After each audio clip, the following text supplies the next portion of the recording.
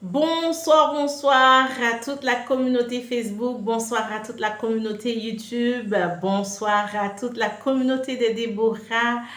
Oui, bonsoir à la team des Déborah. Oui, oui. Waouh, ça fait vraiment plaisir de pouvoir être là avec vous. C'est vrai que je suis obligée de faire la vidéo en différé compte tenu de cet incident technique qui est survenu lors de mon live, du live que je devais faire aujourd'hui, jeudi 1er mai. Donc, vraiment euh, incident technique vraiment qui n'avait rien à voir avec nous parce que j'ai fait toute la technique tranquillement, proprement. Et quand le moment venu, ah ben, non, non, non, je ne veux pas diffuser, je ne vais pas diffuser. Donc, on était bien obligé d'arrêter le live. Et donc, je me suis dit, si j'arrête le live, il faut que quand même je délivre le contenu de ce que j'avais préparé pour vous parce que c'est tellement important. Donc, je ne voulais pas passer je voulais pas passer de cette occasion-là. Voilà. Donc, je me présente. Je suis Pasta Coach Lovely. Je suis coach. J'accompagne les femmes à sortir de leur traumatisme de viol et de leurs blessures émotionnelles. Donc, quel que soit, voilà, si tu es une femme et tu as vécu un ou plusieurs viols, quel que soit le type, la forme, peut prendre le viol, je peux t'accompagner. Ok?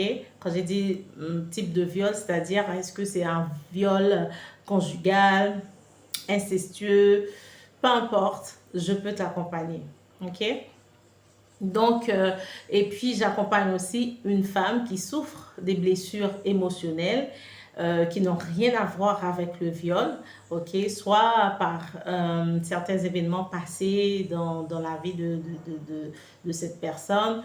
Voilà, dès qu'il y a blessure émotionnelle, Pasta Coach Lovely peut intervenir. Donc, alors, mon live, ça dure 2 heures ou des fois 1 heure, 2 heures moins 10, 1h50. Mais aujourd'hui, vu que je ne suis pas dans le live, je ne vais pas passer tout ça de temps dans la vidéo. Donc, on va passer à peu près 30 ou 40 minutes ensemble. Donc, c'est-à-dire que le contenu vraiment va être, comment dire, délivré vite, vite, quoi. Ok, notre émission s'appelle Décide-toi enfin de parler parce que ça s'adresse à des femmes qui ont gardé trop le silence. Des femmes qui ont été victimes de viols, mais qui n'arrivent pas toujours à dire ou à chercher de l'aide par rapport à ces viols-là. Et ça s'adresse aussi à des femmes qui subissent des blessures émotionnelles par rapport à des événements traumatisants que ces femmes-là ont eu à subir et qui n'arrivent toujours pas à parler ou qui n'arrivent toujours pas à chercher de l'aide. Donc, vraiment, c'est une émission d'interaction avec le public où il y a un numéro de téléphone où tu peux appeler lors de ce live pour apporter soit un commentaire, un complément de réponse ou nous dire comment tu trouves le live ou nous encourager. Peu importe, mais c'est une émission d'interaction. Voilà, avec mon public. Ok, alors, le thème qu'on devait voir aujourd'hui s'intitulait La honte, une blessure émotionnelle souvent négligée et minimisée, peut-être mortelle. Comment se libérer de son emprise? C'était ça le titre du live, la thématique qu'on allait aborder aujourd'hui. La honte, une blessure émotionnelle souvent négligée et minimisée, peut-être mortelle. Comment se libérer de son emprise? Waouh! Il faut dire qu'aujourd'hui, je vais aborder 4 points dans l'émission. Le premier point, nous allons voir ensemble la définition de la honte. Qu'est-ce que c'est la honte? Le deuxième point que nous allons aborder, c'est la honte légère et passagère. Le troisième point que nous allons aborder, c'est la honte extrême et ou chronique. Le quatrième point, c'est comment se libérer de l'emprise de la honte. C'est ce que nous allons voir aujourd'hui. On va décortiquer, analyser ces 4 points ensemble afin d'avoir une clarté sur ce que c'est la honte, cette blessure émotionnelle qui ravage, qui empoisonne, mais très souvent négligée, minimisée. Mais alors j'allais dire durant ce live, alors je vais partager quelque chose que j'ai vu sur l'IA, parce que voilà, je suis une femme full HD, donc j'utilise l'IA, une femme moderne quoi, voilà. J'utilise l'IA pour très souvent faire la correction des titres des émissions que j'ai choisies. Ok.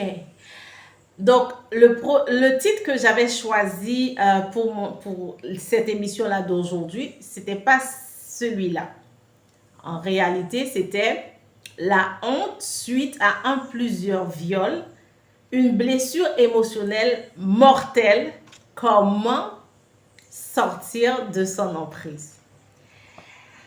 Comment s'en libérer. Voilà, c'était ça.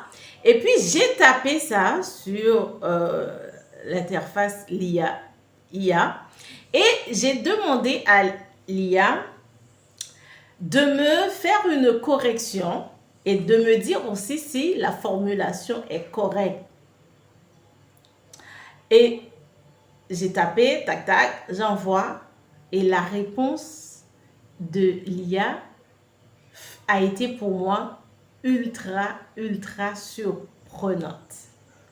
Je vais le lire pour vous. Et vous allez me dire en commentaire si vous êtes d'accord avec l'IA ou pas.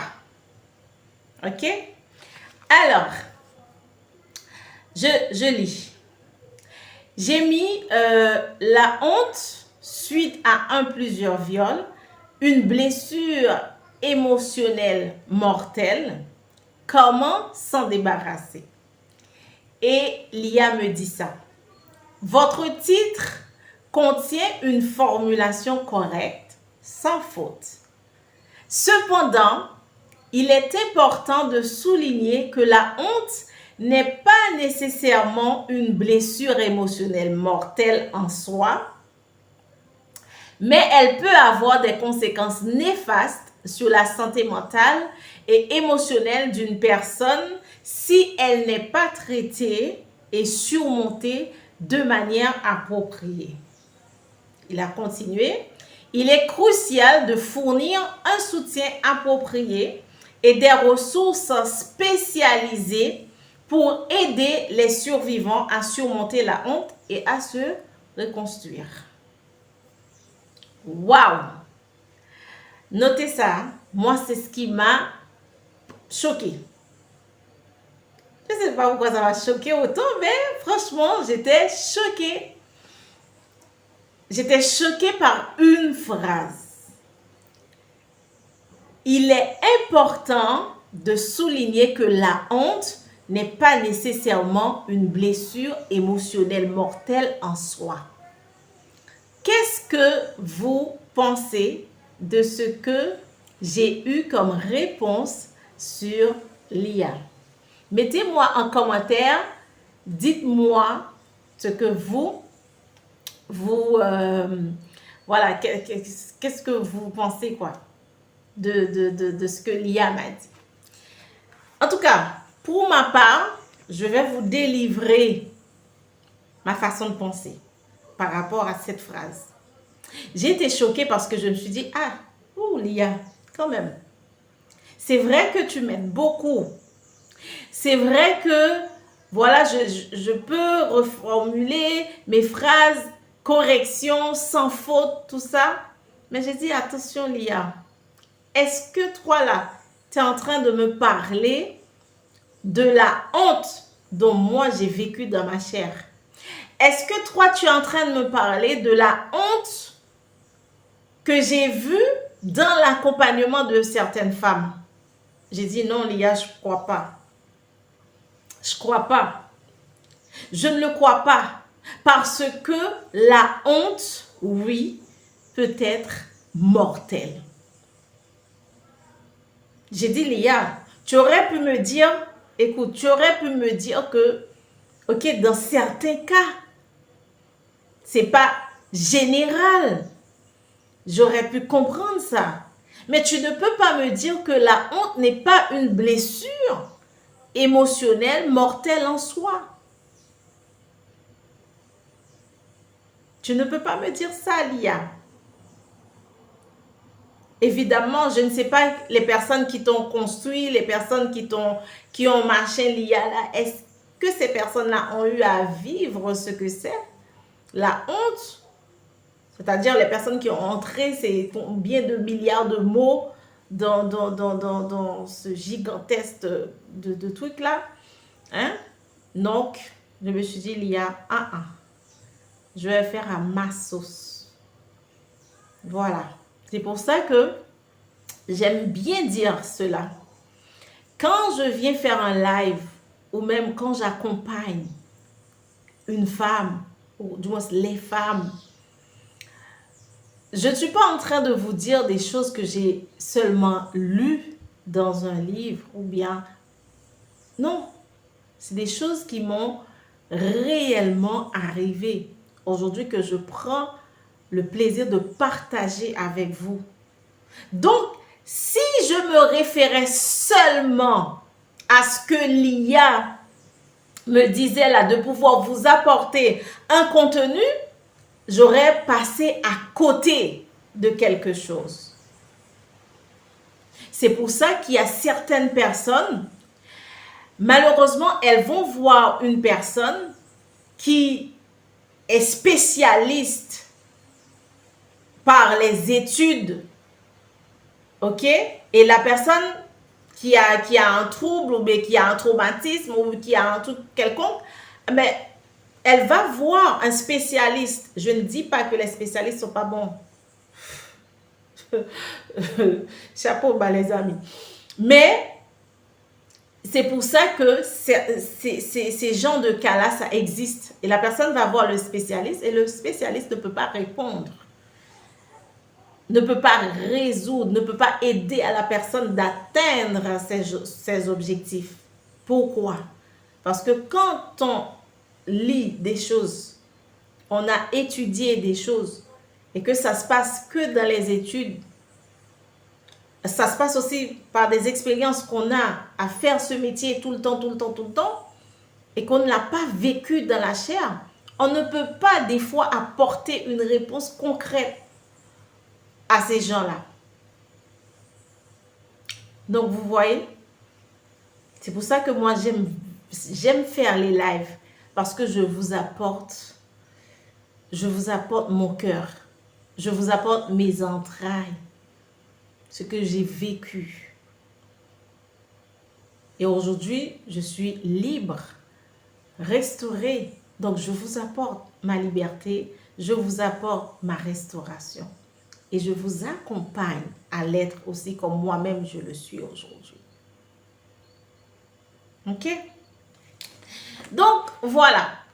On a dit tout à l'heure là, et par la même occasion, j'ai regardé aussi comment l'IA pouvait définir la honte.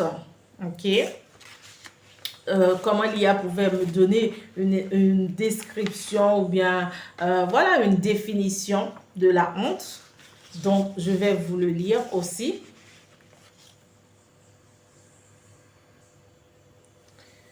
Donc, voilà. La honte est une émotion complexe et profondément ressentie, généralement associée à une sensation de dévalorisation, de culpabilité, d'humiliation ou de gêne vis-à-vis de soi-même.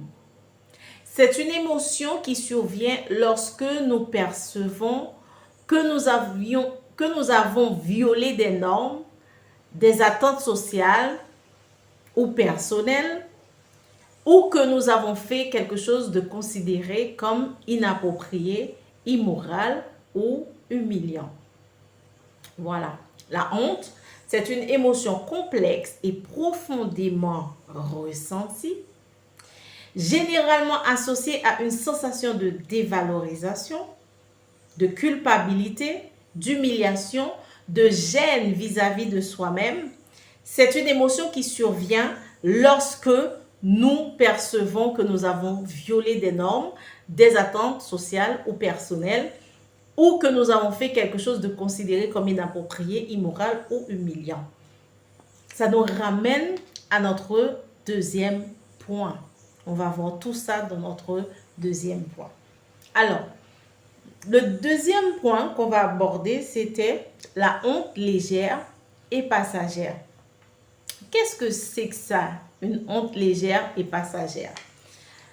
Mais une honte légère et passagère, c'est tout simplement parce que la honte, c'est quelque chose de normal dans la vie d'un humain. Et quand je dis normal, moi je vais le rectifier. Pourquoi? Parce que moi-même je suis chrétienne. Donc du coup, je crois que Dieu nous avait créés pour vivre sans la honte. Ok? On n'était pas venu sur terre pour vivre dans la honte ou bien pour être gêné de quelque chose. On était venu sur la terre pour vivre libre de tout ça. Ok? Dès le commencement, voilà, ça a été comme ça. Par contre, il y a le péché qui est entré et qui fait que aujourd'hui, on a cette blessure émotionnelle qu'on peut appeler la honte. C'était une parenthèse. Parce que quand j'ai dit normal, pour ne pas que les gens comprennent que voilà, c'est normal de vivre la honte, quoi. Non. Ok. La honte légère passagère, c'est simple. Je vais prendre un exemple et vous allez comprendre. Par exemple, vous avez un entretien d'embauche et puis il était question que vous arriviez à 7 heures à l'entretien et il se trouve qu'il y avait plein d'embouteillages sur la route. Malgré que tu es sorti de chez toi 45 minutes avant l'heure, mais c'était un embouteillage vraiment qui ne disait pas son nom. Donc du coup, malgré tout ce que tu as pu faire, ben, tu es arrivé quand même en retard à cet entretien d'embauche. Mais qu'est-ce qui va se passer? Ben, tu vas te sentir gêné. Tu vas avoir honte. Dès que tu arrives déjà, et tu vas voir qu'il y a d'autres personnes qui sont là, mais tu vas comprendre que ces personnes vraiment étaient à l'heure. Même s'il y a parmi elles qui peut-être qu'il y a une personne qui est arrivée juste 1 minute avant toi, mais dans ta tête, tu vas avoir tellement honte, tu vas te dire que vraiment, je suis la seule personne à être en retard là. Et du coup, ça commence déjà à l'intérieur de toi à te dénigrer, à te dire que bon, voilà, j'ai pas été à la hauteur, malgré que je suis sortie chez moi 45 minutes avant l'heure, mais je suis quand même, je me suis quand même empiétrée là dans cet embouteillage. Donc du coup, voilà, la dévalorisation. Tu commences à te dévaloriser et tu commences aussi à avoir, à te dire que ben là, ben, j'ai mal fait. Tu commences même à douter de tes capacités à être pris pour ce poste-là parce que tu te dis, ben voilà, je suis disqualifié à cause de mon retard. Ok, donc là, c'est une honte passagère. Une honte, je peux dire aussi légère. C'est vrai que ça t'a affecté. C'est vrai que, voilà, ça s'est passé comme ça. Mais du coup, c'est une honte légère et passagère. C'est-à-dire que du moment où tu vas sortir de cet entretien d'embauche, ben, tu vas être tranquille chez toi. Tu vas te dire, bah, écoute, j'ai fait tout mon mieux. J'ai tout donné en fait. Si je suis pas arrivée à l'heure, bon, c'est pas grave. Si on me donne pas le poste non plus, c'est pas grave. Si on m'appelle plus, c'est pas grave. Et puis voilà, tu vas passer à autre chose. Donc, c'est pour ça que j'ai expliqué la honte légère et passagère. Je pouvais prendre aussi un deuxième exemple. Deuxième exemple, c'est vraiment quand on se met debout devant un public, on doit parler, on doit faire une présentation, et puis peut-être on commence à faire des lapsus, ou du moins on commence à mettre le pour là pour le. Donc voilà, moi c'est des choses qui m'arrivent en fait. Je le dis tout le temps et je le dis toujours aussi, même quand des fois même je vais prendre la parole, je dis aux gens, écoute, moi j'ai un problème en fait. Je mélange le, la. C'est vrai que il y a certains mots qui me sont familiers. Je ne vais pas dire le pomme. Je sais qu'on dit la pomme, je ne vais pas dire le pomme, je ne vais pas dire le chaise. Parce que je sais que, voilà, ces mots-là me sont familiers. Il n'y a pas de souci, la chaise, la pomme. Mais un mot dont je ne suis pas habituée, bah, ok, qui fait partie aussi de mon vocabulaire, mais ça peut m'arriver, j'ai dit le pour la. Voilà, ça peut m'arriver de ne pas savoir si on dit le fusée ou la fusée. Des fois, je demande à mon fils. J'ai dit à mon fils, comment on dit, est-ce qu'on dit le fusée ou la fusée? Hein? Le lycée ou la lycée? Donc après, voilà quoi. Mais est-ce que je vais me tuer pour ça? Est-ce que je vais, voilà, si ma présentation se passe mal, je suis devant un public, ben je dis le pour là, je dis là pour le, ou du moins, j'ai pas fait l'accord, je sais pas moi, de trucs en français. Donc, est-ce que je vais me tuer? Moi, je suis pas la maman de la langue française. Hein, je suis pas la petite sœur de la langue française non plus. Donc, voilà, je fais l'effort d'améliorer mon langage. Je fais l'effort tous les jours d'améliorer ma communication. Mais mon Dieu, si ça sort là, au lieu de dire culture, j'ai dit culti. Ben écoute, voilà. Les gens vont faire avec et moi aussi je vais faire avec quoi. Je vais pas me tuer, je vais pas me dire écoute, oh là là, zut. Ah, j'ai foiré le truc là. Mais qu'est-ce que les gens vont penser de moi? Voilà. Et les gens vont me critiquer. Les gens vont douter de mon background. Les gens vont douter de ma capacité à faire ci. Non. Non. Mais malheureusement, comme je t'ai dit, il y a des personnes qui vont faire une présentation et puis la personne là, ça se trouve, elle dit un truc, voilà, qu'elle ne devait pas dire, ou bien la personne a oublié peut-être son discours ou une phrase dans son discours. Et puis c'est la honte totale. C'est la honte. Tu vois? Mais malgré tout, cette honte-là, elle est passagère, elle est légère et passagère. Parce que, une fois de plus, la personne va arriver, après voilà ce petit malentendu, la personne va arriver chez elle, ben, elle va se dire, ben écoute, ben voilà, hein, j'ai bien préparé mon discours, j'ai bien préparé ma présentation, je l'ai foiré parce que je devais dire la rivière, j'ai dit le rivière, je devais dire la pomme, j'ai dit le pomme. Oh là là, donc je devrais dire télévision, j'ai dit télévision. Donc voilà, mais en fait, la personne va s'en sortir parce que là, c'est une honte légère, passagère. Ok, donc c'était vraiment pour imager, ou du moins pour te donner des exemples concrets de ce que ça pouvait être la honte passagère et légère. Après, moi, vraiment, je suis complètement délivrée de toute forme de honte. Que ce soit légère, passagère, je suis délivrée de tout ça. Parce que ça peut m'arriver peut-être, je ne sais pas, ça peut arriver à n'importe qui d'entre vous. Vous allez dans un restaurant et vous n'avez pas fait exprès et puis vous avez renversé du jus sur une personne, je ne sais pas moi. Ben, qu'est-ce qu'il y a? On n'a pas à se torturer pour ça. On va se mettre en face de la personne, on va se dire, ben, waouh, excusez-moi madame ou excusez-moi monsieur, ah, j'ai pas fait gaffe, ah, ou du moins, ah ouais, j'ai voulu passer, mais bon, excusez-moi de vous avoir sali, excusez-moi de vous avoir renversé le jus, voilà, tout ça, et puis c'est tout, c'est tout. On accepte ce qui s'est passé, on l'assume et on s'excuse si on doit s'excuser. On n'a pas à se torturer pour ça. OK? Donc, notre troisième point, c'est la honte extrême et ou chronique.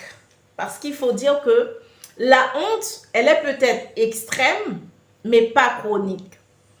Elle est peut-être, comme oui, elle est peut-être extrême, mais pas chronique, ou elle est peut-être extrême et chronique. Ok, on va prendre j'en ai plusieurs exemples, j'en ai quand même 6 exemples de cas de honte extrême et ou chronique. Je ne sais pas si je vais pouvoir tous les voir avec vous, mais je vais quand même essayer de prendre 3 ou 4 cas. Ok, alors la honte extrême et ou chronique, on va prendre un exemple. Alors, c'est quoi en fait la honte extrême? C'est quand la personne a vécu quelque chose et cette personne-là reste persuadée que c'est quelque chose qui ne devait pas arriver. La personne se dévalorise à cause de ça, comme on a vu tout à l'heure là de la définition de la honte. La personne se dévalorise pour ça. La personne a la pression de la culpabilité sur son dos. La personne est gênée vis-à-vis d'elle-même. La personne vraiment se sent que le monde l'engloutit, le monde le rejette, le monde le critique. Donc c'est ça, la honte extrême. Maintenant, quand est-ce que la honte devient chronique? C'est quand cette personne-là, ça fait des années qu'elle traîne cette honte-là derrière elle. C'est-à-dire, elle ne peut pas s'en passer, elle ne peut pas s'en sortir. Cette honte la suit toute sa vie et sur une durée, mais indéterminée. Voilà, c'est ça la honte extrême et ou chronique. Donc, je l'ai dit tout à l'heure là, la honte peut être extrême mais pas chronique. C'est-à-dire, la personne peut vivre une honte extrême, mais arriver à un moment et cette personne se dit, ok, là, je dois me faire accompagner. Je dois chercher de l'aide pour pouvoir sortir de là où je suis. Et la personne cherche de l'aide, se fait accompagner et il se trouve que cette personne a vécu peut-être dans cette honte 1 année, 2 années, 3 années, mais n'a pas vécu vraiment une longue durée. Ok. Maintenant, je vais prendre l'exemple de au moins 3 ou 4 cas de honte extrême ou honte passagère ou honte extrême et ou chronique. Le premier cas qu'on va voir ensemble, c'est le cas d'une personne qui a volé dans une entreprise où elle travaille. Et ça ne s'est pas resté là. On a découvert que la personne a utilisé les fonds de l'entreprise et la hiérarchie appelle cette personne et l'a destituée de son poste. Et à ce moment-là, ça fait comme une traînée de poudre. Voilà. la nouvelle est dans toutes les oreilles et que cet employeur-là ou bien cette personne-là de confiance, ah ben, il se trouve que cette personne volait dans l'entreprise. Qu'est-ce qui se passe? Maintenant, ça crée une mauvaise réputation. Et voilà que cette personne qui travaillait dans l'entreprise a effectivement bel et bien volé dans l'entreprise. Et bien, dégoûté, la honte, et cette personne n'arrive plus à s'en sortir. Se dévalorise, se demande tous les jours pourquoi j'ai fait ça, même si j'avais des problèmes, j'aurais pas dû. Et ne veut plus avoir contact avec ses anciens collègues, et ses anciens collègues aussi peut-être le rejettent. Et ne peut plus aller travailler peut-être dans ce même type d'entreprise. Pourquoi? Parce que à cause de mauvaise réputation, voilà. Et cette personne traîne cette honte vraiment à n'en plus finir. Il se trouve que cette personne boit beaucoup d'alcool, se retrouve dans une dépression, se retrouve aussi à s'isoler. Son estime de soi, mais vraiment down. Ok? Donc, c'est un exemple que j'ai pris pour toi. Deuxième exemple que je peux prendre pour toi, c'est le cas d'adultère. Ok? Ça peut être un homme à responsabilité ou un homme à haute responsabilité. Ça peut être le cas d'une femme pasteur, d'un homme pasteur, d'une femme de pasteur. Ou du moins, ça peut être le cas d'une femme de quelqu'un, de mari d'une femme. Ok, le cas de l'adultère, c'est-à-dire une personne censée, mais a commis un acte d'adultère, et ça, c'est la prison de la honte. Et à chaque fois que cette personne part quelque part, ben voilà, il est pointé du doigt. Ah, tu savais pas? Est-elle? Oh là là, malgré qu'elle était pasteur là, elle a trompé son mari. Ah mon Dieu, malgré qu'elle priait, malgré. Et cette situation-là va faire, comme je l'ai dit dans le premier cas, va provoquer l'isolement de la personne. Parce que cette personne va se dire, mais écoute, là, il n'y a plus lieu de vivre. Des fois, c'est la famille du monsieur qui rejette. La famille de cette personne aussi rejette. La famille de cette personne aussi l'humilie. La famille du monsieur. Vous voyez? Et cette personne qui se sent gênée par rapport à elle-même. Se dit, mais pourquoi j'ai fait ça? Je n'avais pas besoin de le faire. Je l'ai fait, mais tu vois, la personne commence à se dévaloriser, en fait. Ok? Donc, le troisième cas, exemple que je peux prendre avec toi, c'est le cas d'une personne qui vit une situation de handicap. Je connais un homme pasteur qui n'a pas ses deux bras, qui n'a pas ses pieds. Et cet homme a essayé de se suicider quand il était adolescent à presque 4 reprises. Ok? C'est pour ça qu'un Lia me disait que la honte n'est pas une blessure émotionnelle mortelle en soi. J'avais rien compris.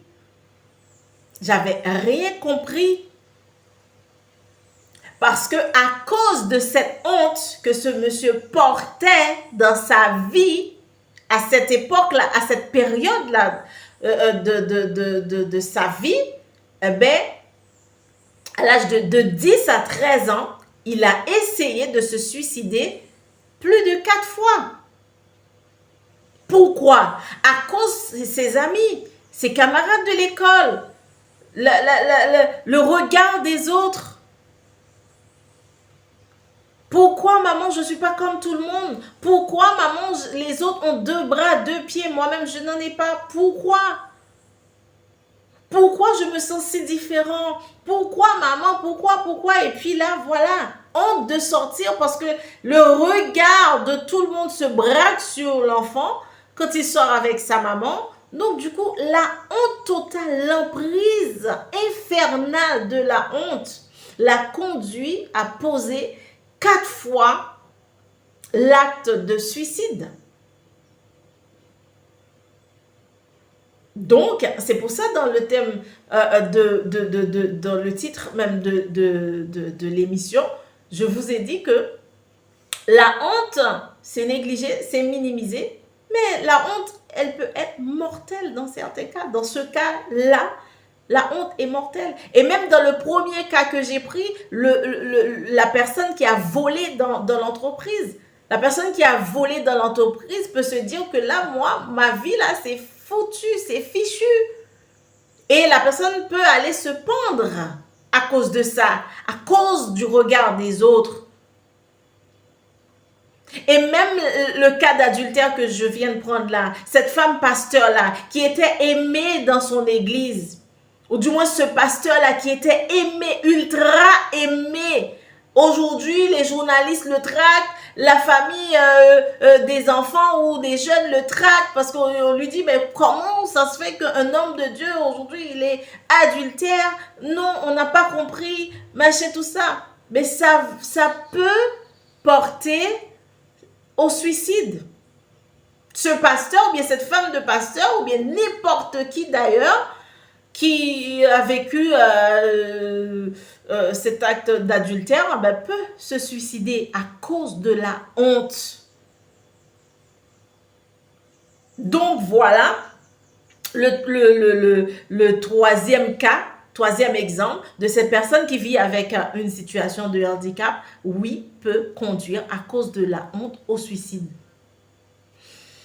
Alors, le quatrième exemple que je vais prendre, et je pense que je vais m'arrêter là, c'est le cas d'une personne, d'une femme battue, ok, abusée ou violée. Voilà. Le cas de cette femme-là, qui se fait battre, martyriser tous les jours par son époux, mais cette femme n'a pas le courage d'aller dire à sa famille qu'est-ce qu'il en est de son mariage, qu'est-ce qu'il en est de ce monsieur. Ben, elle reste là, soit pour les enfants, soit pour le confort matériel. Et puis, à un moment donné, elle a tellement honte d'aller expliquer ça à ses amis, à sa famille. Mais un jour, ben, elle s'est suicidée. Prenons aussi le cas de cette femme violée. Cette femme qui a été victime de ce viol, après avoir eu, ou du moins après avoir été victime de ce viol-là, cette femme est rentrée chez elle. Cette femme se sent salie, elle est dégoûtée. Maintenant, elle commence à se dévaloriser, à ne plus respecter son corps, à se sentir rejetée, déjà dégoûtée, rejetée par elle-même, par l'idée qu'elle se fait d'elle-même maintenant. Et la honte même d'aller dire à quelqu'un, ouais, j'ai été violée, tu sais, est-elle m'a violée? Non, attends, je ne peux pas. Sachant que les gens me connaissent, les gens savent qui je suis, comment je suis. Est-ce que je peux aller raconter ça à quelqu'un? Non. Non. La personne aussi se sent dégoûtée parce que l'agresseur, la personne qui lui a fait subir ça, c'était peut-être une personne de confiance. Honte d'en parler, par exemple, si c'était le père, si c'est le frère, si c'est un cousin, si c'est un oncle, si c'est le grand-père. Honte d'aller parler ça aux autres membres de la famille. Parce qu'on se dit, qui va me croire si je vais dire ça? Et puis on laisse engouffrer par la honte. Et après des temps, que cette femme n'arrive pas à trouver solution, n'arrive pas à comprendre, à savoir comment elle doit. Elle a tout essayé, la pauvre, hein? Elle a tout essayé. Mais qu'est-ce qui se passe? Elle n'a toujours pas de solution pour sortir de là où elle est. Ben, suicide. Donc, comment on peut penser que la honte n'est pas une blessure émotionnelle mortelle? Même si, même si, même si dans l'explication, vous allez me dire, ouais, ça conduit à la mort. Mais c'est pareil. C'est pareil. Qu'est-ce qui conduit à la mort? Si la personne n'avait pas eu honte, est-ce qu'elle serait morte? Non, elle ne serait pas morte. Donc, c'est la honte qui a conduit cette personne à se suicider. Donc, oui, pour moi, la honte, c'est une blessure émotionnelle mortelle. Voilà. Voilà. Je pourrais prendre tant d'autres exemples encore. Le cas d'une personne qui a fait faillite dans son entreprise, qui a tout perdu. Cette personne a perdu son train de vie. Commence à vivre dans la pauvreté. Le cas d'une femme qui a été abandonnée par son copain, son compagnon de vie, son époux. Vice versa, pareil pour l'homme aussi. Le cas d'un homme qui a été abandonné par sa femme. Le cas d'un homme aussi qui a été, voilà, je l'ai pris tout à l'heure, le cas d'adultère, tu vois, abandonné par, le cas d'un homme qui a été abandonné par sa compagne, par son épouse. Donc, ça peut emmener à la personne de ne pas pouvoir vivre ça, de se dire que non, c'est trop. Qu'est-ce que je vais dire au monde? Non, je ne vais pas pouvoir parler comme je parlais. Je vais avoir trop honte d'avoir échoué dans mon mariage, d'avoir échoué, d'avoir été abandonné par un tel ou un tel, d'avoir fait faillite dans mon entreprise. Non, mieux vaut pas vivre. Parce que la honte, ce que j'ai pas dit tout à l'heure là, quand on a honte, on a tout simplement envie de disparaître. On a envie de passer, comment je peux dire ça? Invisible quoi. Invisible. On a envie que les gens ne nous voient pas. C'est ça la honte. On a envie de disparaître à tout prix. On a envie de s'enterrer. On a envie de mettre un couvercle sur nos têtes. C'est ça la honte. Comment une blessure émotionnelle comme ça ne peut pas conduire à la mort? Oui, elle est mortelle, la honte. Voilà. Donc, je disais que voilà, le septième exemple aussi, ça peut être le divorce dans le couple. Il y a divorce et un des deux n'a pas supporté, trop de honte, et puis voilà, basta. La personne se suicide. La personne va se dire, mais qu'est-ce que les gens vont penser de moi? Qu'est-ce que je vais dire aux gens? Qu'est-ce que... On n'arrive plus à s'en sortir en fait. Des fois, on va dire, mais les gens vont penser que je suis faible. Les gens vont penser que, voilà, j'ai pas été capable de plaire ou de satisfaire ou d'arranger mon mariage. Voilà. Ça peut empêcher à la personne d'être ce qu'elle doit être. Voilà, la honte empêche d'être épanouie. Ok? Donc, du coup, maintenant, vous avez vu tout ça avec moi. Comment se libérer de la honte maintenant? Comment sortir? Comment sortir de cette honte? Comment sortir de l'emprise de la honte? Parce qu'on ne peut pas passer toute notre éternité à vivre dans la honte. On ne peut pas passer toute notre vie à vivre dans la honte. J'ai dit éternité pour exagérer. Voilà, jeu de mots. Ok? Donc, du coup, il va falloir qu'on passe à autre chose. On doit passer à l'action. On doit passer à l'action. Ok? Donc, comment se libérer de l'emprise de cette honte? Moi, la première chose que je t'encourage à faire, c'est de chercher à ce qu'on t'accompagne. Cherche un accompagnement. Cherche une personne pour t'aider. C'est la toute première des choses que je peux te dire. Tu sais pourquoi c'est ça que je t'ai dit? Parce que toi-même, tu as essayé. Tu as essayé à plusieurs reprises, tu as essayé de toi-même d'en sortir. Oui ou non?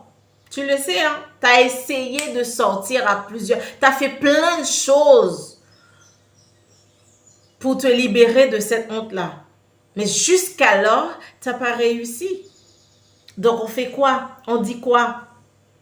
C'est comment on fait? Dis-moi. Donc, je suis bien obligée et c'est mon devoir de te dire que cherche un accompagnement. Appelle Pastor Coach Lovely. Prends un rendez-vous avec Pastor Coach Lovely. Il y a là il y a le lien Calendly là. Réserve un appel gratuit avec moi et puis on va se parler. Prends un rendez-vous pour que je te coach. Pour que je t'accompagne à sortir de cette honte mortelle, quoi. C'est la première chose que j'ai à te dire, en fait. Tu vois? La deuxième chose que tu dois faire pour sortir de l'emprise de cette honte, c'est vraiment d'accepter ce que tu as fait. Accepte ce que tu as fait. Ou accepte ce qui s'est passé. Assume ce qui s'est passé, assume ce que tu as fait. Si c'est ta responsabilité, assume cette responsabilité-là. Par exemple, tu as volé dans l'entreprise, tu savais que tu ne devrais pas le faire. Maintenant, tu l'as fait pour X raisons. Je n'ai pas besoin d'établir quoi que ce soit de raison-là. Mais pour X raisons, tu savais que c'était quelque chose de mal. Donc, tu l'as fait, maintenant assume. Assume que tu as volé dans cette entreprise. Voilà. Assume ce qui s'est passé aussi, les conséquences. Parce que qui dit vol, dit ça, quoi. Et dans tous les cas que j'ai précités là, vous allez assumer ce qui s'est passé. Maintenant, dans le cas, sauf un cas, dans le cas de la femme battue, dans le cas de la femme violée ou abusée, alors là, mesdames, j'aimerais vous dire que vous n'avez rien à assumer. Vous partez tout simplement. Si tu te fais battre, tu pars. Tu laisses cet homme qui prend sa main là, qui te gifle là. Tu quittes. Ok? Après, tu pourras accepter le fait que tu aies vécu ça. Et maintenant, tu vas travailler ton estime de soi. Ok? On va travailler ensemble, toi et moi. Ok? Maintenant, tu vas rayonner de nouveau. Tu es d'accord? Mais là, si tu te fais battre par ton époux, par ton compagnon, par X là, ok? Tu quittes de là. Merci beaucoup de ta compréhension. Ok. Yes. Donc, pour toi aussi, une femme violée, ok? Je disais que pour toi aussi, ben, tu n'as rien à assumer. On va voir pourquoi j'ai dit ça. Hein. Tu n'as rien à assumer. C'est-à-dire que tu n'as pas à assumer que, voilà, que c'est parce que c'était moi qui était en tort ou je ne devais pas mettre cette mini-jupe-là, je ne devais pas sortir à cette heure-là, je ne devais pas me trouver dans cet endroit-là. No way. No way. Tu n'as rien fait, absolument rien fait de mal. Là où tu étais, tu devais absolument te trouver là. Ok? Tu as porté ta jupe, tu as porté ta jupe. Tu as fait tes affaires, tu as fait tes affaires. Ça ne donne aucun droit à quiconque sur cette planète Terre de venir par force ou par menace ou par surprise ou par quelque autre chose, là, drogue, alcool, là, je ne sais pas, de venir te violer. Ok? Mais ce que tu vas faire, c'est que quand c'est passé, tu vas accepter que ça s'est passé réellement. À ce moment-là, tu vas te dire maintenant comment je fais, non seulement pour accepter ça et de pouvoir analyser les situations, la chose, tout ça, et de pouvoir en sortir de là et de faire à ce que ça ne me détruit pas. De faire à ce que ce viol ou ces viols-là que j'ai endurés là, eh ben, que ça soit dans mon passé et que ça soit aussi ma plus grande victoire. D'accord? Donc, tu vas pas avoir une étiquette de femme violée. Tu vas vivre. Tu vas vivre en fait. Tu vas vivre, tu vas être épanoui, tu vas être libéré, tu vas être restauré. Ok? Tu vas être libéré de cette honte. Voilà. Ok? J'ai dit la deuxième chose à faire, c'est de se dans tous les cas que je viens de citer là, sauf ce dernier cas, et que on assume et on accepte ce qui s'est passé. Voilà. Et à ce moment-là, si on doit demander pardon, on demande pardon. Si on doit s'excuser, on s'excuse. Je sais pas, si on doit faire quelconque chose pour remédier à tout ça, pour redorer le blason du truc là, on le fait. On va faire tout ce qui est en notre pouvoir de prendre la responsabilité, d'assumer notre responsabilité et de se dire, ok, voilà, j'ai fait ça, j'assume, mais je vais voir comment je peux passer à autre chose. Ok?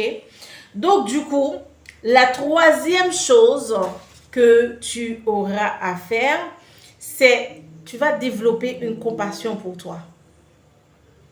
Ouais, il faut. Il faut que tu développes cet amour pour toi, cette compassion pour toi. Il va falloir le développer. Ok? Tu vas arrêter de te juger sévèrement. Déjà, même tu vas te dire, ok, si j'ai fait ça, bon, j'ai compris aujourd'hui pourquoi je l'avais fait. Mais ça, aujourd'hui, ça me sert de leçon de ne plus refaire ce genre de choses parce que malgré que c'était biaisé dans ma tête, je m'étais dit, écoute, ça c'est un coup. Je vais faire un coup là, comme ça, bim, et puis ça va pas se voir. Et bizarrement, ça se voyait jusqu'à ça là. Donc du coup, il faut que tu te dises que, voilà, ok, Lovely, tu sais, j'ai foiré. Mais ça n'empêche pas que je t'aime. Je veux prendre soin de toi. À partir d'aujourd'hui, tu vas voir un tel, tu vas lui dire, tu vas lui faire tes excuses, ou du moins tu vas lui demander pardon. Ben, que la personne accepte le pardon ou pas, c'est pas mon problème. Mais moi, de tout cœur, avec toute ma sincérité, je vais demander pardon. Je vais essayer de rétablir la situation. Et si ça ne peut pas, j'accepte que ça soit comme ça. Et moi-même, j'ai dit, je vais évoluer. Donc, je vais arrêter de me culpabiliser, arrêter de me dévaloriser, arrêter de me juger sévèrement, arrêter de m'auto-critiquer, arrêter de m'auto-saboter. Donc, tout ça, c'est la meilleure façon dont tu vas pouvoir te libérer de cette honte. La quatrième chose que tu vas faire, c'est que tu vas devoir te libérer des regards des autres. Ce que les autres pensent de toi, tu t'en fiches royalement. Alors, quand je dis ce que les autres pensent de toi, de ce que tu as fait là, ben, tu t'en fiches parce que tu ne vas pas mourir là-dedans. C'est un fait. Ça s'est passé. Ça m'a coûté. J'ai appris des leçons. J'ai mûri. J'ai grandi. Je sais que je ne vais plus refaire ce genre de choses. Mais maintenant que les gens me pointent du doigt à chaque fois là, c'est leur problème. Que les gens parlent derrière mon dos là, c'est leur problème. Je n'ai pas besoin de me sentir froissée.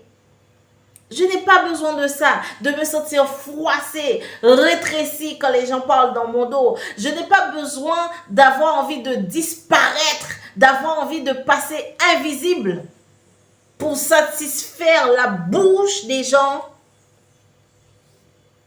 pour satisfaire leur commérage là. Non, j'arrête avec tout ça. Voilà. J'arrête avec tout ça en fait. J'ai fait ce qu'il ne fallait pas. Je l'admets. Oui, mais j'avance. Voilà, te libérer des regards des autres. Ça, moi, je me rappelle, on me disait, ah, tu as le nez plat, ah, tu as les pieds fins. Ça m'avait complexé. J'avais trop honte. J'avais trop honte d'afficher mon visage. J'avais trop honte. J'ai passé 30 ans de ma vie à ne pas porter de jupe. Rien que pour ça, en fait. C'est les membres de ma famille qui me disaient ça. C'est pas des étrangers. Non. C'est pas un étranger. C'est les membres de ma famille qui me disaient ça tout le temps. Ah ouais, ouais, tes pieds là sont fins. À pieds fins là. Ah, mon Dieu. Ça m'avait complexé. Mon nez. Ah ouais, ton nez est plat. Ton nez est plat. Ah ouais, là. Ah, toi, là, toi, t'es pas de la famille. Toi, là, toi, ceci, ton nez, là. Mais je sais pas d'où tu as pris ce nez. Il m'a fallu du temps. Il m'a fallu du temps. J'avais même pris rendez-vous à Paris avec un chirurgien pour m'opérer du nez. Vous vous rendez compte? Est-ce que vous vous rendez compte, les amis? Parce que quand je me regardais dans un miroir, je voyais que le nez plat, je ne voyais pas mes beaux yeux, je ne voyais pas la belle bouche, je ne voyais pas ça. Le nez plat, c'est ce qui me parlait. Toi, tu as un nez plat. Toi, là, tu n'es pas belle. Ah non, non, non, mais vraiment. Hi, aïe. Ouh! Aujourd'hui, je suis libérée. Je m'assume. Peu importe de ce que quelqu'un peut dire ou une personne peut dire de moi, je m'en fiche. C'est ton problème si tu vois que mon nez est plat. C'est ton problème, c'est tes affaires. Si tu vois que mes oreilles sont longues, mes pieds sont fins, ça c'est ton histoire. Tu es en train de raconter ton histoire en fait. Tu es en train de faire sortir, de vomir tes complexités. Tu peux pas me coller ton étiquette là. Donc, pour se libérer de l'emprise de la honte, tu dois te libérer des qu'en dira-t-on et de l'emprise du regard des autres. Il faut. Ok? Donc, la quatrième chose que tu peux faire aussi, que tu vas faire, je l'espère, tu vas te donner une seconde chance. Dis-toi, bon, ok, j'ai foiré. Ce coup-là, je l'ai foiré. Mais bon, je vais quand même m'octroyer une seconde chance. Même si les autres, même si les membres de la famille ne te donnent pas cette chance-là, tant pis. Mais toi-même, accorde-toi une seconde chance. De revivre, premièrement. Ok? Et de pouvoir sortir de ce joug. Tu comprends? Ok. Donc, la quatrième chose que tu vas faire, accepte tes imperfections. Comme dans mon cas, tout le monde me disait que j'avais le nez plat. Mais bon, aujourd'hui, bah, s'ils ont vu le nez plat, bah, si, voilà quoi. Si moi j'avais considéré ça comme une imperfection, aujourd'hui je l'accepte. Bon, heureusement que je n'avais pas considéré ça comme une imperfection. Mais toi, même si tu penses que tu as des imperfections, déjà, commence à te libérer de cette pensée-là que tu as des imperfections. C'est pas moi. Qui est parfait sur cette terre? Qui est parfait? On a tous des imperfections. Qui est parfait? Pourquoi tu t'auto-sabotes comme ça, te dire, ah oui, mais moi, ça, voilà, moi, je ne suis pas comme ça, je suis un tel et comme ça, la comparaison. Non, mais écoute, moi, il me faut ça, il me manque ça, ma bouche, mes dents, oh là là. On va pas sortir de l'auberge. Ok? Donc, pour te libérer de la honte, je t'ai dit, accepte tes imperfections. Accepte-les. Accepte que tu ne sois pas qualifié pour ce poste-là. Accepte que tu n'as pas les compétences nécessaires. Tu ne peux pas tout savoir, tu ne peux pas tout avoir. Accepte que ces compétences-là, bon, il te faut peut-être 2 ans pour les acquérir. Accepte que, voilà, ce poste-là, il te faut préparer pour le faire. Accepte que cette mission à l'église, ce n'est pas pour toi. Il n'y a pas que toi. Accepte que cette mission aussi à l'église et que voilà quoi. Hein? Tu dois mûrir avant de prendre cette mission. Accepte qu'on t'a pas accepté. Non plus. Accepte qu'on t'a pas accepté là où tu devais aller, là où tu devais te présenter, là où tu devais être en faire des partenariats. Accepte qu'on t'a pas accepté. Tout simplement. Tu vas pas obliger à tout le monde de t'aimer. Il y a une personne pour X raison ne t'aime pas, mais accepte. Tu vas pas avoir honte de ça, que cette personne, ah non, ne m'aime pas, ne me présente pas, ne m'a pas présenté, ne m'a pas salué, ne m'a pas ci, ne m'a pas ça. Non, il faut arrêter. Voilà. Ok? Donc, la 5e chose, je ne sais pas si j'ai dit bien, en bon ordre. La 5e chose, c'est d'être bien entouré. Tu dois être bien entouré par des personnes vraiment que tu sais qui t'aiment et même aussi des personnes qui ne t'aiment pas. Mais bon, je ferme cette parenthèse-là. Tu dois être bien entouré. Entouré par des personnes bienveillantes. Éloigne-toi de toute personne toxique. Éloigne-toi de toute bouche perverse. Éloigne-toi de ça. Éloigne-toi. Entoure-toi de personnes vraiment qui... quand ils vont remarquer quelque chose chez toi, ils vont pas te rejeter, ils vont pas t'humilier, ils seront là avec toi quoi qu'il arrive, quoi que tu fasses. Apprends à t'entourer de bonnes personnes. D'accord? Ok? Et maintenant aussi, la 6e chose que tu peux faire, tu vas faire le tri dans ton cercle amical. Tu vas faire le tri dans tes collègues, dans ton cercle collègue, quoi. Tu vas faire le tri avec qui tu souhaites parler, avec qui tu souhaites avoir des amitiés. Tu vas faire le tri. Tu vas faire le tri. Parce que les personnes qui vont te rappeler à chaque fois ta faute là, non, non, c'est pas bon pour toi. Tu vas essayer de t'en sortir. Tu appelles Pasta Coach, là, tu prends un coaching avec moi. Et puis, je te prépare à sortir, à te libérer de cette honte mortelle là. Hein, de cette honte qui a failli faire que tu passes au suicide là. Hein? Et puis là, tu t'entoures avec des collègues qui vont te rappeler sans cesse. Ah oui, mais tu te rappelles là, tu as volé dans l'entreprise. Ah oui, tu te rappelles là, tu vas t'entourer tout le temps des amis qui vont te rappeler des choses dont tu as fait. Non, c'est pas bon pour toi. Donc, tu vas faire le tri. Ok? Donc, la 6e chose, comme je l'ai dit tout à l'heure, c'est presque pareil. Ben, tu vas être bienveillant envers toi-même. Envers toi-même. Dis-toi de bonnes choses. Pardonne-toi. Explique-toi à toi-même les raisons qui ont provoqué et les raisons qui font que. Tu vois, explique-toi. Tu te dois aussi des explications.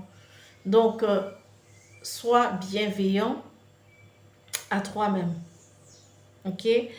Donc, voilà. Et il va falloir que tu surmontes cette honte. Mais, comme je l'ai dit, la première chose à faire, c'est de te faire accompagner. Parce que tu as essayé plusieurs choses, tu en es toujours au même stade. Tu en es toujours au même stade. Moi, je me rappelle quand je devais annoncer à mon époux que j'avais été victime de plusieurs viols. Oh, Seigneur, comme il n'était pas au courant, j'avais gardé ça secrètement. Je devais l'annoncer ça. Oh là là. J'ai dit, Seigneur, il vaut mieux que ce jour-là ne soit jamais arrivé. J'avais envie de disparaître. J'ai dit, Seigneur, non, Non, non, non, non, non, je ne vais pas le faire ça. Non, je vais mourir avec ce secret-là dans mon cœur. Je ne vais pas le lui dire, jamais de la vie. Et à chaque fois à chaque heure, chaque 24 heures qui passait, je savais que je devais le lui dire. Je savais ça. Mais à chaque 24 heures, je voulais m'enterrer. Je voulais que la vie s'arrête. Je voulais que la vie s'arrête. Je voulais ne pas, même pas exister en fait. J'ai dit non, je ne devrais pas être sur la terre en ce moment-là. S'il faut que j'aille dire, j'aille raconter ce que je n'ai jamais raconté à quiconque sur cette terre. Oh, Jésus, qu'est-ce que je vais faire? Comment il va réagir? Qu'est-ce qu'il va penser? Qu'est-ce qu'il va dire? Il va dire que voilà. Qu'est-ce qu'il va penser? Qu'est-ce qu'il va imaginer de tout ça? Mon Dieu, j'étais comme ça, j'étais toute petite comme une virgule. À chaque fois, chaque 24 heures qui passait, j'étais toute petite, comme une fourmi. J'avais plus envie de vivre. D'aller dire ça là. D'aller m'afficher comme ça. Oh, c'est pas vrai. Et vous savez quoi? J'ai pris mon courage à deux mains. Et je suis partie le lui dire. Et depuis ce jour, c'était ma première libération. Depuis ce jour-là, j'ai été libérée de ce poids de la honte. Ouais. En tout cas, je vais vous laisser. L'émission arrive à sa fin. J'espère que tout ce que je viens de vous partager là, ça va vous apporter quelque chose de bien dans votre vie. Et ça va vous faire aussi réaliser à quel point que vous devez vivre dans une pleine liberté. Vous ne devez rien à personne. Vous devez simplement vous respecter, respecter la société que vous vivez, respecter les autres, agissez avec amour envers les autres, compassion, et voilà, c'est tout. C'est tout. Mais vous ne devez pas porter le poids de la honte. Aujourd'hui, c'est le jour pour toi de te libérer. Ok? Parce que là, quand tu vis comment dire, tu manques d'estime de soi, tu n'as plus confiance en toi. Tu es ravagé, meurtri de l'intérieur. Il faut te poser la question. Est-ce qu'il y a une honte? Est-ce que j'ai honte quelque part? Qu'est-ce que j'ai fait en fait? Tu vois? Donc, ne reste pas là. Ne reste pas là. Parce que si tu commences à vouloir te dire, ok, ça va passer, mais ça va devenir une honte extrême et chronique et qui peut être mortelle. Alors aujourd'hui, je suis venue vraiment te fortifier, t'aider et te dire que il n'y a pas de honte à passer. Il y a un petit oiseau là qui me fait signe. Oh là là. Donc, il n'y a pas de honte à passer à l'action. Passe à l'action. Aujourd'hui, tu as besoin d'aide. Accepte que tu as besoin d'aide. Accepte que tu as besoin d'aide. Ok? Donc, voilà. Ça a été un réel plaisir, même si je n'ai pas fait le live, mais j'ai pu quand même vous délivrer le contenu en une vidéo. Je vous remercie à chacune de vous, à chaque personne qui va prendre le temps de regarder cette vidéo. Vraiment, je vous dis déjà merci et je vous souhaite de passer à l'action. Je vous aime. Allez, bisous. À jeudi prochain pour un autre live. Allez, bye bye. Que Dieu vous bénisse.